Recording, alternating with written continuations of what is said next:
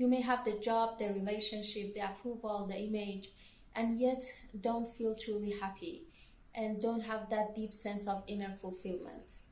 It's not because you are not grateful, it's because sometimes the life that gets praised by the world, by other people, is the same life that quietly pulls you away from yourself.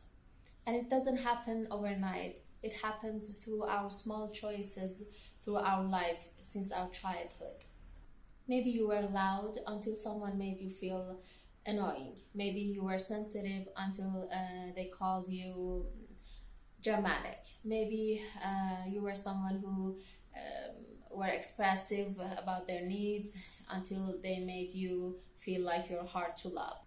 We unconsciously use other people's reflection as the measure to see whether our behavior is good or bad.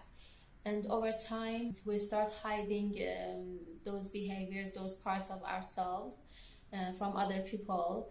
And the sad part is that we start to hide them from ourselves too.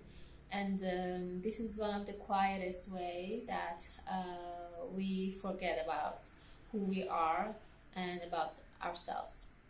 So it doesn't happen overnight. It happens through other people's reflection. When we are born, we don't come fully aware of who we are, but we do come with something, a way of being, a way of responding. And then we start learning about ourselves through the world around us, through other people, their reaction, their attention, their silence. And what happens here is that we start to learn ourselves through mirrors. And here is where things get distorted. People around us are not neutral mirrors. They have their own limits, their own wounds, their own beliefs, their own values. So they don't reflect us accurately most of the times. Not because they are necessarily want to hurt us, but because they are having their own system of beliefs, system of behaviors, and their own opinions. But as a child, we don't think that maybe they're not fully capable of understanding me and seeing me and reflecting me. You think that this must be who I am. So if part of us is ignored, we may start believing it doesn't matter. If part of us is rejected, we may start hiding it. If part of us is rewarded, we may start over-identifying with it. So a praised child become achiever. A silent and quiet child become invisible. An easy child become the one who can't say no. And none of this feels like forgetting yourself at time. It feels like trying to be loved, trying to be accepted. The second way we forget about ourselves is through safety. Every family, every environment teaches us what is safe to express and what is not. In some families, honesty may be safe, and in others, it creates conflict. In some, boundaries are normal, in others, be treated like betrayal. So we learn, we adapt, we adjust.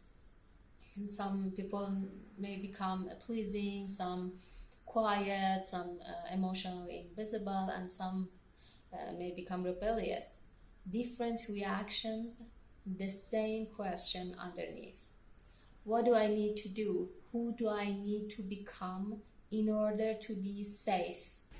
So the motivation behind those behaviors is not always your true identity. It's environment, it's survival, it's that version of you who has learned how to be accepted, protected, and unseen. And if that version had to exist long enough, it will become your normal, how you live. And sometimes what we call personality and characteristics are protection. What we call maturity is emotional suppression. What we call independence is being disappointed too many times. So what I'm implying here is that sometimes our current characteristics are shaped more by survival than our truth. And it affects your happiness a lot, but I will explain about that part in my future videos. For now, I want to focus on the ways we forget ourselves, and the other one is blueprints. We don't only learn from what people say, we learn from how they live. So if people around you lived from fear, you may see fear and choosing from that place as a normal thing. If they constantly doubting themselves, you may see self-doubt as wisdom. If they abandon themselves, you may think that love requires self-abandonment.